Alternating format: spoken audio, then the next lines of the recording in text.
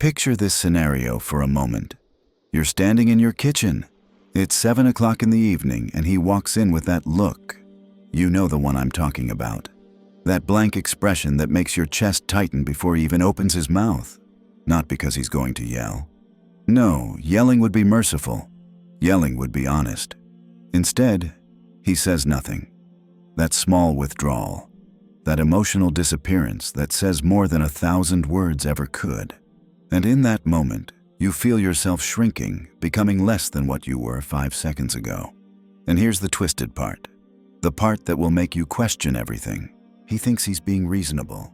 He thinks he's being the mature one, the logical one, the one who's keeping it all together while you, emotional you, just can't seem to stop overreacting. Let me tell you something that took me 35 years to understand. Something I learned not from books or therapy, but from watching my own soul get methodically dismantled piece by piece. A man doesn't need to raise his voice to destroy a woman. He doesn't need to throw things or slam doors. All he needs is that special combination of silence and stonewalling that turns a grown woman into a girl desperately trying to earn her father's attention. And the sickest part? We let them do it. We practically beg for it. Because somewhere deep in our programming, we've been taught that a man's emotional availability is something we have to earn. That his presence is our prize. That if he's checked out, we haven't tried hard enough. I remember sitting in my apartment 2 years ago, completely alone for the first time in 8 years, and realizing something that should have been obvious but wasn't. Every decision I'd made for the past 8 years, every single one, from what job I took to what I wore to what I said at dinner, had been filtered through the lens of, will this make him withdraw? Not what do I want? Not what's best for me? Not what makes sense, but what will keep him engaged? What will avoid that silence? What will finally make him show up emotionally? You want to know the answer? Nothing. Nothing is ever enough for someone who sees you not as a partner, but as a burden. Not as a human, but as an emotional drain. Not as a woman, but as neediness waiting to happen. You see, there's this beautiful lie we've all been sold. This fairy tale that says, if you just love hard enough, communicate clearly enough, give enough space, he'll finally open up. He'll finally see your worth. He'll finally transform into that emotionally available man you thought you were getting. But here's what actually happens. And listen carefully because this will save you years of agony. The more you try to connect, the more he withdraws. The more you ask for emotional intimacy, the more he shuts down. The more you try to get him to show up, the more disgusted he becomes with your neediness. It's not a bug in the system. It's a feature. It's how the whole thing is designed to work. Let me paint you a picture of how this destruction happens. And pay attention because you're probably living it right now without even realizing it. It starts with the devaluation. The subtle art of making everything you do seem like too much, dramatic, the reason things are hard. You express a feeling? You're too emotional. You ask for connection? You're too needy. You want to talk about the relationship? You're creating problems where there are none. You cry? You're manipulating him. You get quiet? You're being passive-aggressive. Watch how quickly your emotional reality becomes invalid in the relationship. When was the last time he genuinely validated a feeling you had? Not that performative, I hear you, thrown at you during therapy, but real, heartfelt acknowledgement that what you feel matters. You know why he doesn't validate you? Because in his mind, your feelings aren't data. They're obstacles. They're inconveniences. They're proof that you're not the chill girl he thought you were. Nobody validates their burden's feelings, and that's what you've become to him, a burden.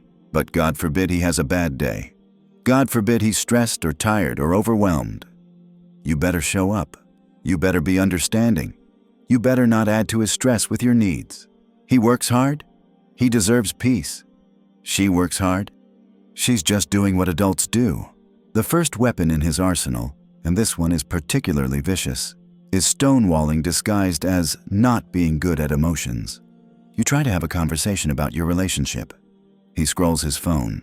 You're crying about something that hurt you. He watches TV. You're trying to explain why you feel disconnected. He says, I don't know what you want from me. He's not bad at emotions. He's refusing to engage with yours. There's a difference. She'll frame it as, I just need some time to process. I don't do well with confrontation. Can we talk about this later? But later never comes. And what he's really doing is training you that your emotions are problems, that your needs are attacks, that wanting connection is being dramatic. And here's where it gets really sick. The more you comply with this withdrawal, the more you try to be the chill girlfriend who doesn't need anything, the more he loses attraction to you. Because deep down, he doesn't respect a woman he can shut down. He doesn't value someone who accepts his silence. But he can't help himself. He has to retreat, has to protect himself, has to make sure you know that emotions are your problem, not his. And every time you accept it, every time you stop trying to connect, every time you learn to need nothing, a little piece of your soul dies. This constant state of emotional withdrawal creates something I call preemptive paralysis. You stop expressing feelings not because they're invalid, but because his reaction will be exhausting. You don't tell him about your bad day because he'll make it about how stressed he is. You don't ask for quality time because he'll say you're being clingy. You don't bring up problems because he'll shut down for 3 days. Slowly, methodically, your emotional world shrinks until the only safe space is silence. Keeping everything inside. Being exactly what he wants. Undemanding, which is nobody at all. Now let's talk about conflict.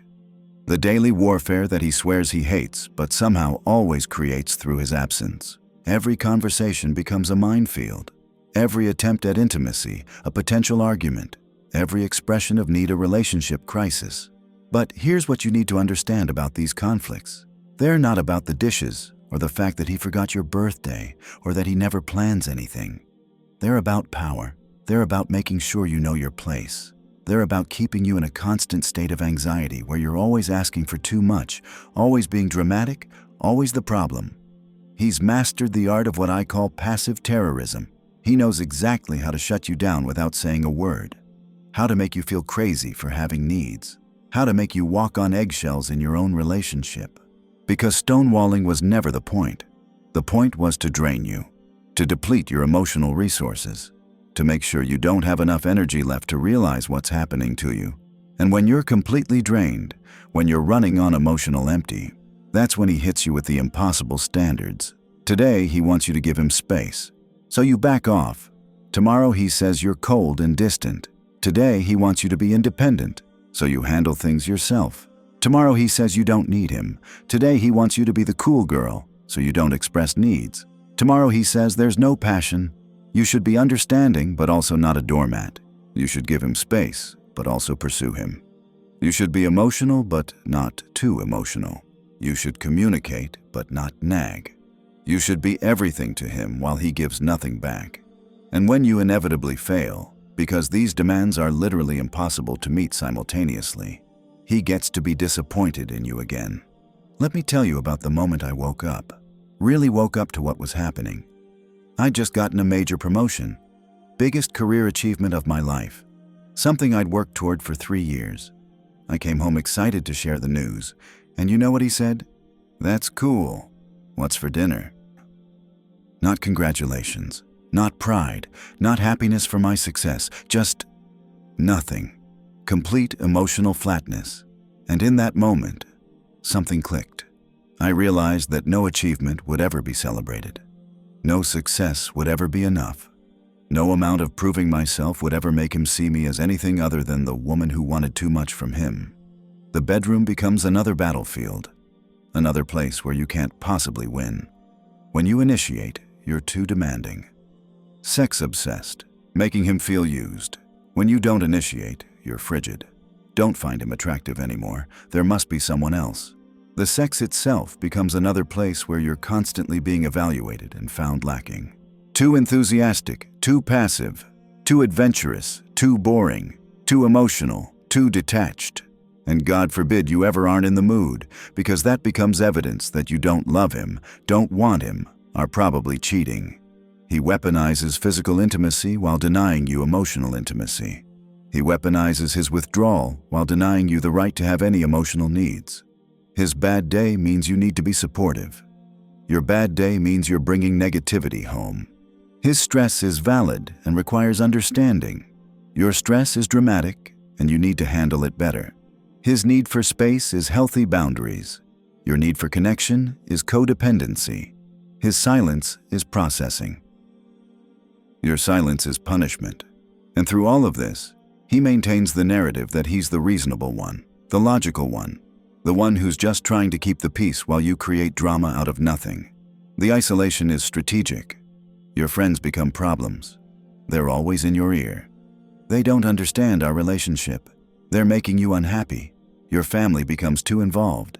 They don't like me. You choose them over me. We need boundaries. One by one, your support network gets eliminated until he's the only voice in your head, the only perspective you hear, the only validator of your reality. And once you're completely isolated, once you have nowhere else to turn, that's when the real destruction begins. He'll rewrite history to make you the problem of every story. That time you got upset becomes evidence of your instability.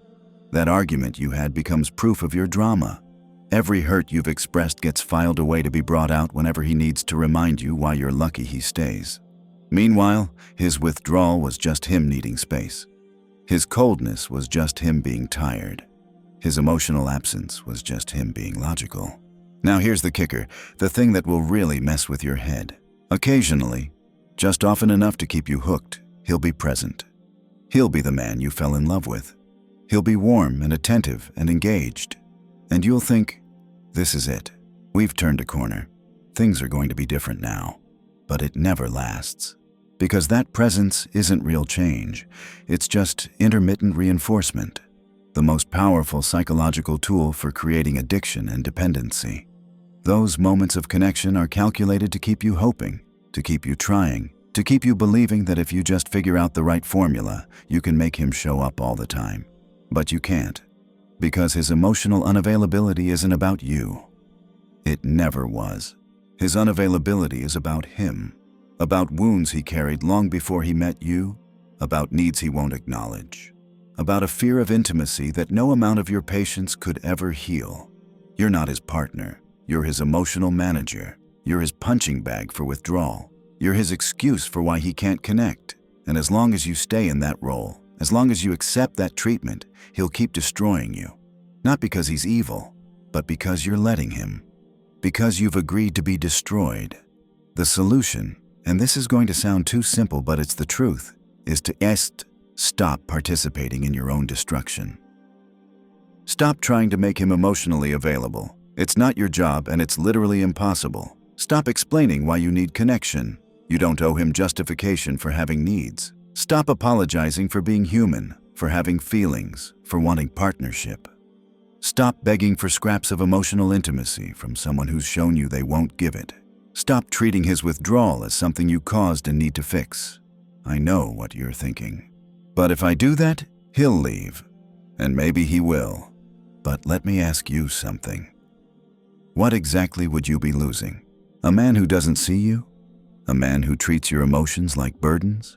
A man who's slowly grinding your soul into dust? That's not loss. That's liberation. That's getting your life back. That's remembering who you were before you became invisible in your own relationship.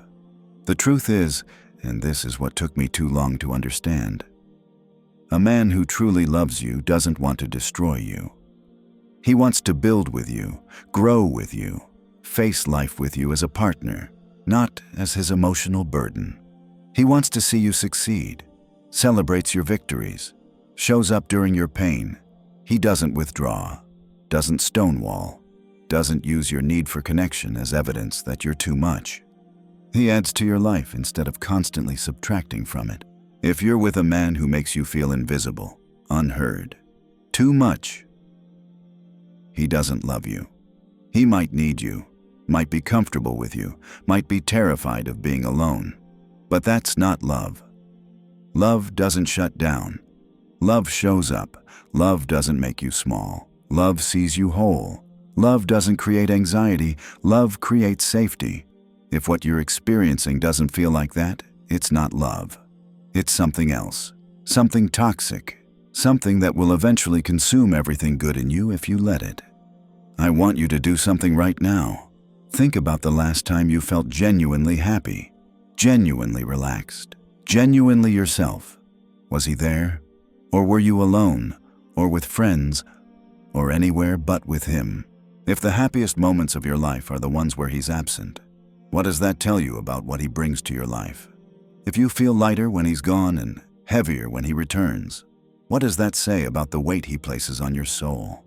You have one life, one shot at this existence, and you're spending it being slowly erased by someone who sees you as too much when you're just asking for the bare minimum. You're spending it apologizing for having feelings, shrinking yourself to fit into his narrow definition of acceptable, dying a little more each day to keep someone else comfortable in their emotional unavailability. Is that really how you want to spend the next 10, 20, 30 years? Is that the legacy you want to leave? Is that the example you want to set for your children? Because here's what your kids are learning by watching this dynamic. Your daughters are learning that love means accepting silence, that their needs don't matter, that men's emotional unavailability is something they have to work around. Your sons are learning that withdrawing is acceptable, that women's emotions are burdens, that stonewalling is how real men handle conflict. You're not just destroying yourself, you're teaching the next generation that this destruction is normal, acceptable, what love looks like. The way out is simpler than you think, but harder than you can imagine. You have to be willing to be seen as the dramatic one, because when you stop accepting his withdrawal, he's going to paint you as needy, demanding, the problem. You have to be willing to disappoint him, because his comfort with your silence has been controlling you for years. You have to be willing to be alone, because being alone is infinitely better than being with someone who makes you feel alone. Start small. Express a need without apologizing for it. Ask for connection without prefacing it with, "I know you're tired, but..." Have a feeling and share it even when he'll call you dramatic. Watch how he reacts. Watch how he escalates. Watch how he pulls out every tool in his manipulation toolkit to get you back in line. And then watch how, if you don't cave, if you don't apologize for existing, he either has to show up or reveal his true nature. Some men, when faced with a woman who won't accept emotional abandonment, will actually become better partners. But many won't. Many will escalate until the relationship becomes untenable. And that's okay, because a relationship where you have to accept being destroyed to keep it going isn't a relationship worth saving. You don't deserve to beg for emotional crumbs. You deserve a partner who sees you, hears you, shows up for you. You deserve peace in your own relationship, safety in your own home, the freedom to have feelings without being made to feel crazy. You deserve a man who adds to your life instead of constantly subtracting from it. The choice is yours. You can continue letting him destroy you piece by piece until there's nothing left but a hollow shell going through the motions, or you can stop participating in your own destruction, reclaim your voice, and either transform your relationship or find someone who actually wants to know you, not just benefit from your silence. Either way, the first step is recognizing what's happening, admitting that this isn't love, this isn't normal, and this isn't what you have to accept. Your future self is depending on the decision you make right now, the woman you could be, the life you could have, the peace you could experience. It's all waiting on the other side of your willingness to stop being invisible. Don't wait another day, another month, another year. Don't wait until there's nothing left of you to save. The time is now. The choice is yours. And your life, your actual life, not this half-existence you've been accepting, is waiting for you to choose yourself for once. Welcome to her psyche. Your rewiring starts here.